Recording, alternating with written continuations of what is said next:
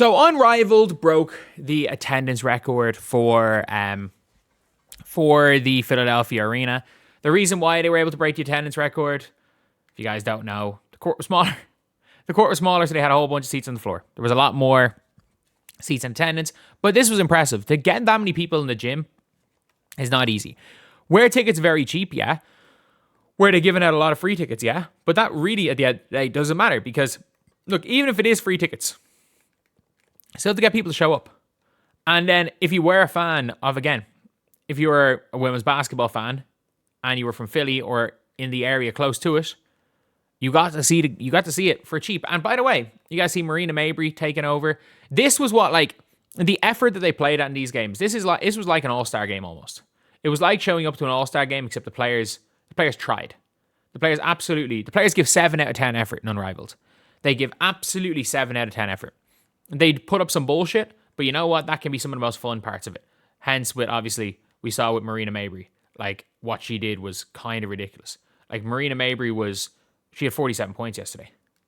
The other team did leave their best defender on the bench, but still, that was impressive. However, it is one of the funniest things ever because do you know whose name was trending yesterday? Caitlin Clark.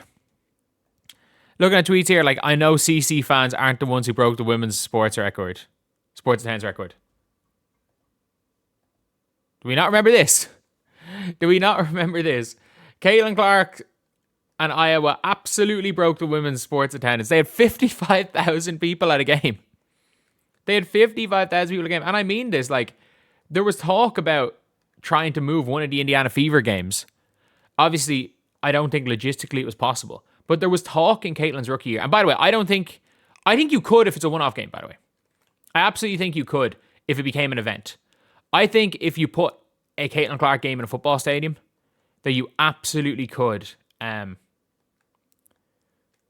You could fill it out, and you could go and fill up a football stadium. I think you could fill out a Fever game once.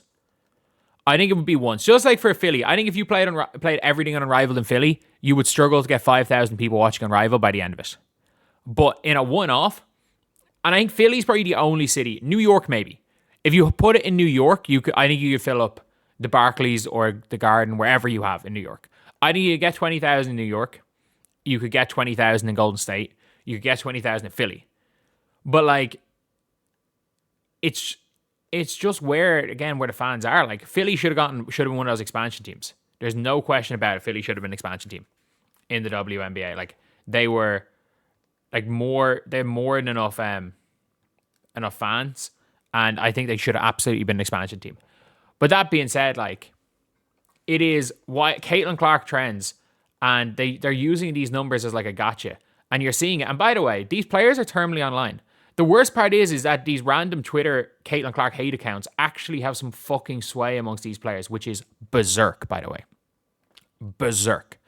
I don't think a pro X, Y, or Z player account, I don't think Twitter should have any fucking sway on these players. And this is from somebody, again, who is, if you guys don't know, like, I am chronically online. It is my job. It is my job between this, the gaming stuff that I do, the NBA stuff that I might get back into, and just other things that I do and my future plans when this is all said and done. I kind of have to be chronically online. I have to keep up with all trends. I have to be looking at things. I have to be checking out news. But it is time consuming for me. Imagine trying to do that as a player. Like, it was a part of the reason why I walked from playing semi-professional basketball here, because it just got too much. I couldn't imagine doing that while being a pro.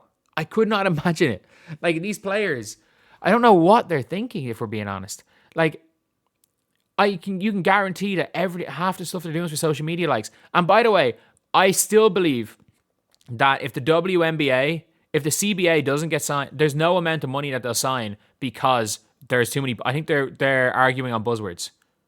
They have used buzzwords to convince themselves that a 7x increase in salary is a bad deal. Like, they have literally convinced themselves of that. And it's like, the real world that's not chronically online is like, what are we doing? There is no world which the WNBA sign a bad deal. Could they sign the ideal deal that they exactly want? No.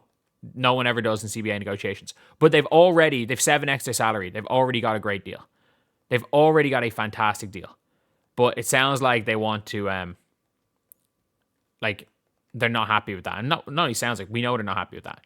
But yeah, look, it's one of those things where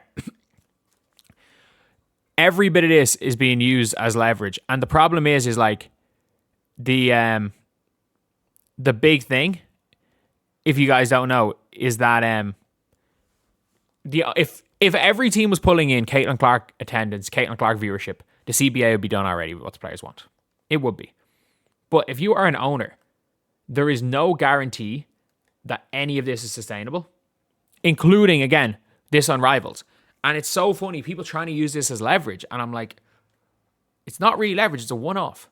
It is a one-off. And then people using it as like a gotcha. And again, this wouldn't mean anything if these random tweets using it as a gotcha, if you thought these weren't going to have an effect on the actual CBA negotiations, and they absolutely are. They absolutely are. Like, I can guarantee you the name Caitlin Clark gets brought up more than once in this meeting on Monday. I can guarantee you. Like, the name Caitlin Clark gets brought up.